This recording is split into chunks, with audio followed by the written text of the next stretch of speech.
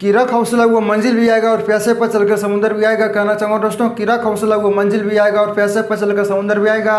ठक कर ना बैठ ए प्यार के मुसाफिर, मंजिल भी आएगा और मिलने का सर मजा भी आएगा। और क्या कि माँ तेरे पसीने की हर बूंद को मोटी चमकाऊंगा, सपने बड़े देखनमा पूरा करके तेरे से नहीं दिखलाएगा। हेलो दोस्तों, आप सभी का स्वागत है आपके अपने यूट्यूब चैनल SSN1 में। दोस्तों मैं सबटा और आज की क्लास में दोस्तों प्रियो से के कुछ महत्वपूर्ण क्वेश्चन को शामिल किए जो आपके ग्रामीण सभी परीक्षाओं के लिए काफ़ी ज़्यादा महत्वपूर्ण होने वाला है दोस्तों। तो आप सभी से रिक्वेस्ट है कि सारे प्रश्न को बहुत ही अच्छे तरीके से देखेंगे और समझने का प्रयास करेंगे दोस्तों। तो आइए हम सारे प्रश्न को बारी बारी से सोल्व करते हैं। आपको सामने ये पहला प्रश्न है। प्रश्न क्या कर रहा है दोस्तों, सभी लोग पढ़कर समझने का प्रयास कीजिएगा। प्रश्न कह रहा है कि वह संख्या ज्ञात कीजिए जो 84 से उतना ही अधिक है जितना कि 108 से कम है। दोस्तों ध्यान दें सभी लोग, यह प्रश्न RRC ग्रुप डी सिकंदराबाद में 2013 में दोस्तों पूछा गया था। और ध्यान रहे कि इस टाइप के प्रश्न हमेशा एग्जाम में पूछे जाते हैं दोस्तों। प्रश्न क्या कर रहा है, प्रश्न कह रहा है कि वह संख्या ज्ञात कीजिए। दोस्तों मान लीजिए कि वह संख्या x है और कह रहा है कि 84 से उतना ही अधिक है, यानी दोस्तों वह संख्या जो है वह हमारे 84 से उतना ही अधिक है जितना कि 108 से कम है। यानी दोस्तों जब हम 108 में वह संख्या माइनस कर देंगे तो कम जितना होगा वो पता चल जाएगा। और जब उस संख्या में 84 यहाँ पे माइनस करेंगे तो कितना अधिक है वो हमें यहाँ पे पता चल जाएगा। दोस्तों उम्मीद करता हूँ कि आप सभी को यहाँ तक समझ में आ गया होगा। और कह रहा है कि ये संख्या बराबर है। दोस्तों ये इसे सोल्व करने का बेसिक तरीका हुआ। इसे दोस्तों सोल्व करने का एक और तरीका है वो मैंने आपको बताऊंगा। तो यहाँ पर ध्यान दें कि इसका जो बेसिक तरीका है ये इस तरीके से है। यानी दोस्तों यहाँ से आप x का मान निकाल सकते हैं। x का मान दोस्तों कैसे निकलेगा सभी लोग ध्यान दें। यानी कि यहाँ पर दोस्तों -x है तो ये जब बराबर के इधर आएगा दोस्तों तो क्या हो जाएगा 2x हो जाएगा। ध्यान दें सभी लोग। अब ये माइनस से यहाँ पे 84 है तो ये बराबर के उधर जाएगा दोस्तों तो ये क्या होगा प्लस में हो जाएगा। यानी कि 108 है और 84 करेंगे प्लस में दोस्तों तो कितना होगा 8 4 12 हो गया, यानी कि दोस्तों 192 हो जाएगा। सभी लोग ध्यान दें। यानी कि यहाँ से x का मान कितना आ गया 2 बार में जाएगा ये दोस्तों 2 9 18 और यहाँ पे 2 6 12 यानी कि 96 आ गया। इस प्रश्न का आंसर देखेंगे दोस्तों 96 किस ऑप्शन में है तो हमारा ऑप्शन नंबर C में दिया हुआ है। दोस्तों ध्यान रहे कि जब कभी भी कहेगा ऐसा प्रश्न में कि उससे उतना ही अधिक है जितना उससे कम है दोस्तों तो ध्यान रहे कि इस केस में दोस्तों इस टाइप के प्रश्न को एक और तरीके से सोल्व कर सकते हैं। वो तरीका क्या है सभी लोग ध्यान दें कि जो संख्या दिया रहेगा उसे प्लस कर देना। यानी कि दोस्तों कहने का मतलब क्या हुआ कि 84 यहाँ पर दिया हुआ है 84 लिख लेंगे।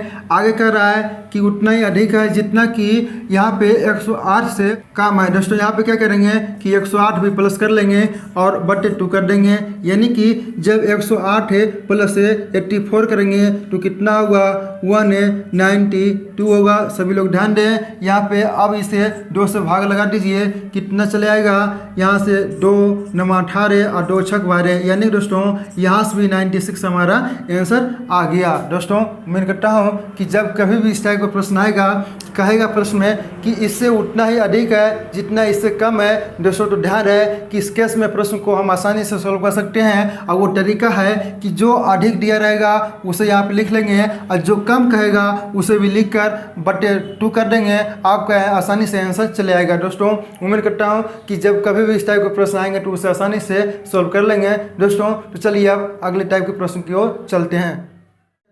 दोस्तों ध्यान दें सभी लोग, आपको सामने अगला प्रश्न है। प्रश्न कह रहा है कि 3 अंकों की एक संख्या ज्ञात कीजिए जो पूर्ण वर्ग से 2 अधिक और एक घन से 2 कम हो। दोस्तों ध्यान दें सभी लोग, जब कभी भी इस टाइप का प्रश्न आएगा दोस्तों तो ध्यान रहे कि हम गो टू रो ऑप्शन यानी कि बाय ऑप्शन से सोल्व करेंगे दोस्तों तो सेकंडों में आंसर आएगा।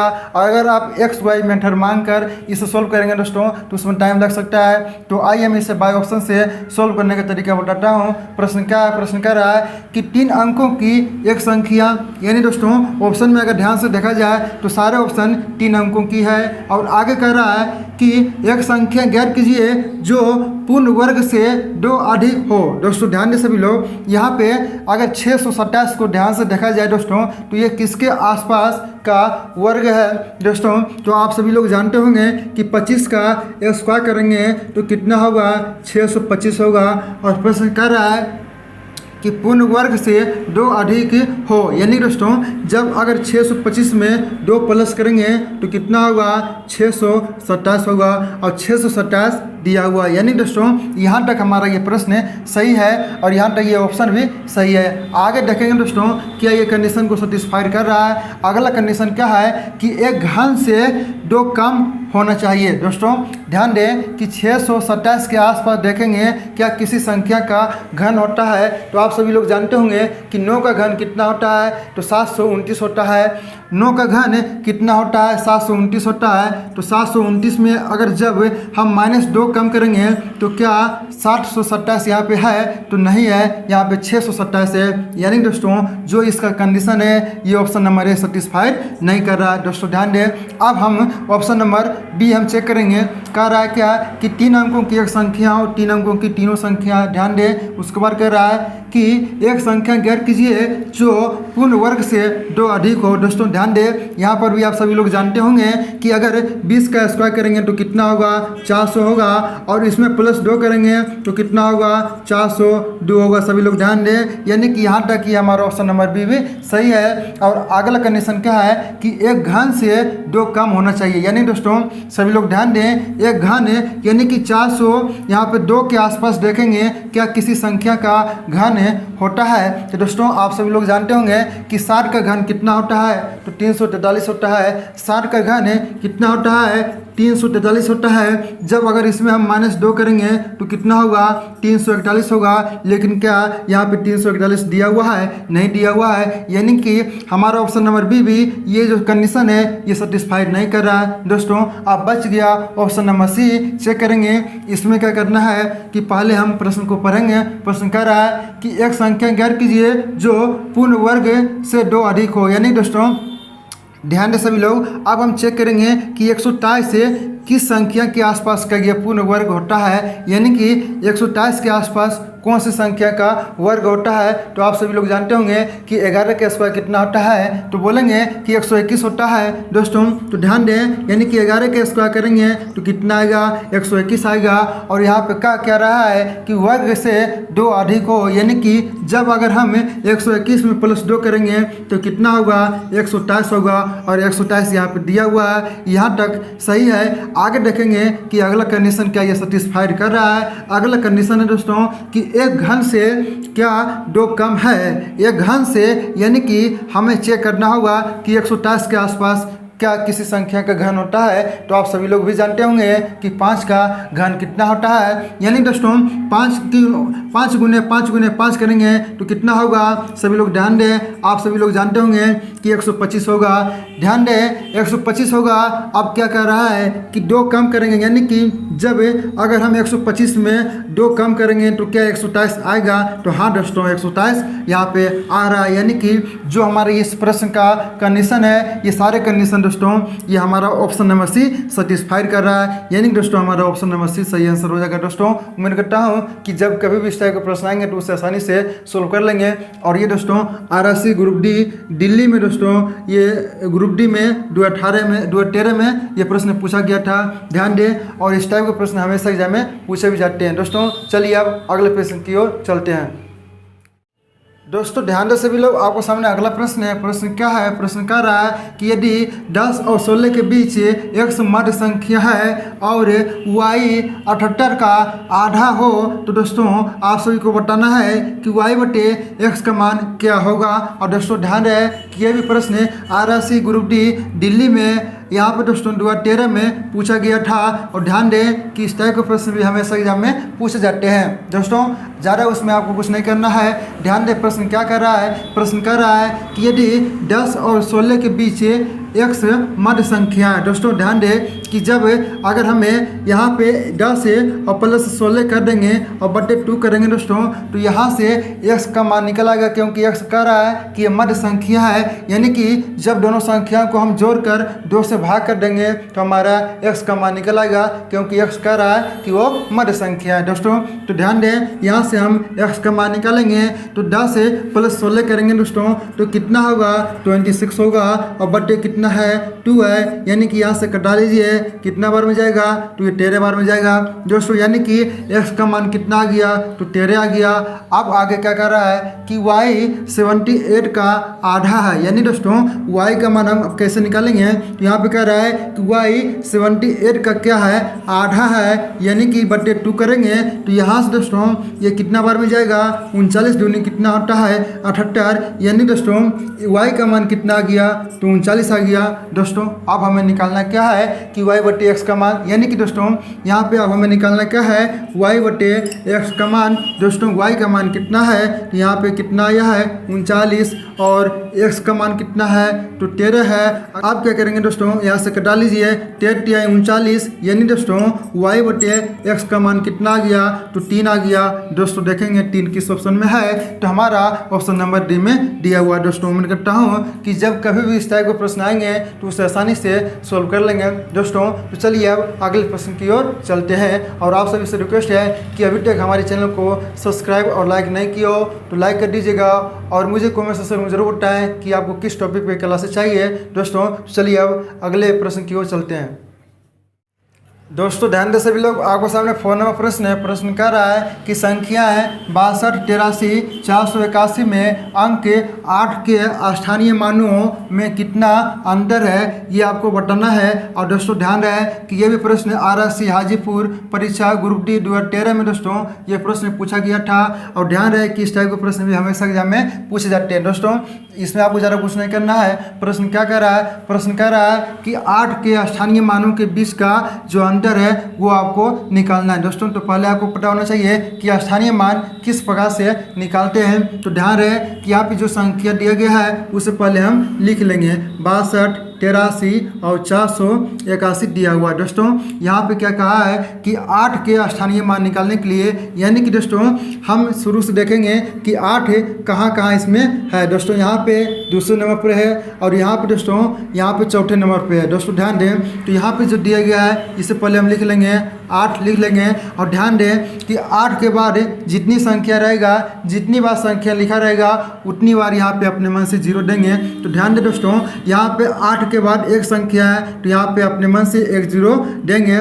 ध्यान दें उसके बाद जाएंगे आगे, तो आगे देखेंगे यहाँ पर भी क्या है 8 है दोस्तों, तो 8 लिख लेंगे। उसके बाद चेक करेंगे कि यहाँ पे जो 8 है वह कितनी संख्या के बाद है, यानी कि यहाँ पे कितने अंक के बाद है। तो 1 2 3 4, यहाँ पे 4 संख्या के बाद दोस्तों यहाँ पे 8 दिया हुआ है दोस्तों। तो यहाँ पे अपने मन से 4 0 बैठा लेंगे। ध्यान दें अब क्या करना है दोस्तों, यहाँ पे पूछा क्या है कि अंतर दोस्तों। तो यहाँ पे हम क्या करेंगे कि अंतर करेंगे, और कभी कभी प्रश्न यहाँ पे प्लस यानी कि जोड़ भी पूछता है कि दोनों संख्याओं का जोड़ कितना होगा। यहाँ पे पूछा है अंतर, तो हम क्या करेंगे दोस्तों कि यहाँ पे 80,000 में -80 करेंगे। तो ध्यान दें कि जब 80,000 में -80 करेंगे दोस्तों तो कितना होगा। तो यहाँ पे ध्यान दें 79,000, ध्यान दें 900 और कितना होगा 20 होगा। ध्यान दें कि 79,920 होगा जब 80,000 में से 80 माइनस करेंगे तो दोस्तों। तो हम देखेंगे कि 79,920 किस ऑप्शन में है, तो हमारा ऑप्शन नंबर सी में दिया हुआ दोस्तों। तो उम्मीद करता हूँ कि जब कभी भी आपको कहेगा कि स्थानीय मानों का योग निकालें, स्थानीय मानों का अंतर निकालें, तो मुझे विश्वास है कि उसे आप आसानी से निकाल सकते हैं दोस्तों। तो चलिए अब अगले प्रश्न की ओर चलते हैं दोस्तों। ध्यान दें सभी लोग, आपको सामने 5 नंबर प्रश्न है। प्रश्न कह रहा है कि यदि दो संख्याओं का जोड़ तथा गुणनफल क्रमशः 12 और 35 हो तो बताइए कि उनके अनुग्रहों रेसिप्रोकल यानी कि इनके विकर्मों का जो जोड़ होगा वो कितना होगा। दोस्तों ध्यान दें सभी लोग, प्रश्न को एक बार पढ़ कर समझने का प्रयास कीजिएगा। प्रश्न कह रहा है कि यदि दो संख्याओं का जोड़ तथा गुणनफल क्रमशः 12 और 35 दिया हुआ है। दोस्तों ध्यान दें यहाँ पे हम मान लेंगे कि दो संख्या x और y है जिनका जोड़ और गुणनफल यहाँ पे 12 और 35 दिया हुआ है, और हम लोगों से प्रश्न पूछा है रेसिप्रोकल यानी कि विकर्मों का जोड़ क्या होगा। और दोस्तों ध्यान दें ये प्रश्न 2 बार एग्जाम में पूछा गया है। RRC हाजीपुर ग्रुप डी परीक्षा 2013 में और RRC गुवाहाटी परीक्षा 2013 में ये प्रश्न 2 बार पूछा जा चुका है, यानी कि आपके आने वाले परीक्षाओं के लिए काफ़ी ज़्यादा इंपॉर्टेंट है दोस्तों। तो ध्यान दें, इसे सोल्व करने का सबसे सिंपल तरीका क्या है, सभी लोग ध्यान दें। यहाँ पे हम मान लेंगे कि 2 संख्या है जिनका जोड़ यहाँ पे कितना है, 12 है। तो मान लीजिए कि 2 संख्या x और y है जिनका जोड़ कितना है, तो 12 है। और कह रहा है कि गुणनफल कितना है, तो 35 है, यानी कि x y का गुणनफल कितना है, तो 35 है। और आगे कह रहा है कि उनके रेसिप्रोकल, यानी कि दोस्तों उनके जो संख्या x y जो माने उनके यहाँ पर विकर्मों का जो उसका जोड़ होगा वो कितना होगा दोस्तों। तो x y क्या है, 2 संख्या है और कह रहा है कि इनके विकर्मों का जोड़ कितना होगा दोस्तों। तो विकर्म यानी कि इसे जब उल्टा करेंगे तो क्या होगा, 1/x है और प्लस है 1/y। यहाँ पे प्लस क्यों नहीं है, क्योंकि यहाँ पे जोड़ पूछ रहा है दोस्तों। तो ध्यान दें कि जब अगर x y के यहाँ पे हम एलसीएम लेंगे तो क्या होगा, x y होगा और यहाँ पे x प्लस y हो जाएगा दोस्तों। तो ध्यान दें यहाँ पे सभी लोग x प्लस y का मान यहाँ पे कितना दिया हुआ है दोस्तों, यहाँ पे 12 दिया हुआ है। ध्यान दें सभी लोग, x और y का मान कितना है, तो 12 है और x y का मान कितना है, तो 35 है दोस्तों। ये आपका जो हो गया, ये आपका आंसर हो गया दोस्तों। देखेंगे कि 12/35 किस ऑप्शन में है, तो हमारा ऑप्शन नंबर दोस्तों ए में दिखाई दे रहा है, 12/35 दोस्तों। आपको ज़्यादा इसमें कुछ नहीं करना था, बहुत ही सिंपल है। यहाँ पर दोस्तों सिर्फ करना है क्या कि विकर्मों का इसका जोड़ निकालना, यानी कि जो हम संख्या माने हैं उसका विकर्मों का जोड़ यहाँ पे x प्लस वाई बटे एक्स वाई आया है और यहाँ पे x प्लस वाई का मान दिया हुआ है 12 और एक्स वाई का मान यहाँ पे 35 दिया हुआ है। सिर्फ आपको यहाँ पे वैल्यू पुट करना है दोस्तों। उम्मीद करता हूँ कि जब कभी भी इस टाइप के प्रश्न आएंगे तो उसे भी आसानी से सोल्व कर लेंगे दोस्तों। तो आज की क्लास में इतना रखते हैं दोस्तों। मुझे कमेंट सेक्शन में जरूर बताएं कि आपको आज की क्लास कैसी लगी और मुझे ये भी बताएं कि आपको किस टॉपिक पे क्लास चाहिए दोस्तों। और कहना चाहूँगा कि रख हौसला वो मंजिल भी आएगा और प्यासे पर चल कर समुंदर भी आएगा, कि रख हौसला वो मंजिल भी आएगा और प्यासे पर चल कर समुंदर भी आएगा। ठग कर ना बैठ ए प्यार के मुसाफिर, मंजिल भी आएगा मिलने का मजा भी आएगा। मिलते हैं अगले क्लास के साथ, जब तक के लिए दोस्तों जय हिंद जय भारत।